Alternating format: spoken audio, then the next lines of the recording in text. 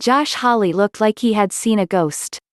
The 40-something Missouri Republican senator was clearly shaken and uncertain of himself Wednesday night as he spoke on the Senate floor, decrying the violence that had led to the seizure of the U.S. Capitol by pro-Trump forces earlier in the day, even while still trying to defend his much-publicized plan to object to the Electoral College results in several states. Violence is not how you achieve change, Hawley cautioned. Violence is not how you achieve something better. Well, yes. But, maybe, just maybe, Hawley should have realized that before he decided to become the first senator to sign onto the objection to the Electoral College, ensuring that there would be both debate and votes on these objections. It was more than a little ironic then that the man who let the genie out of the bottle was suddenly condemning what that genie did.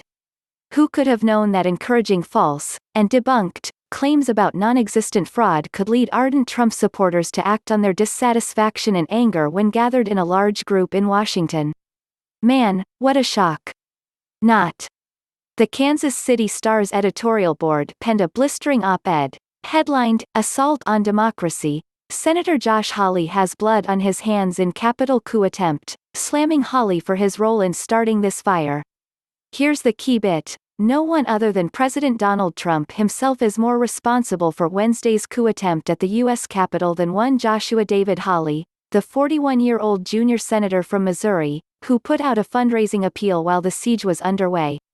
This, Senator Hawley, is what law-breaking and destruction look like. This is what mobs do. This is not a protest, but a riot.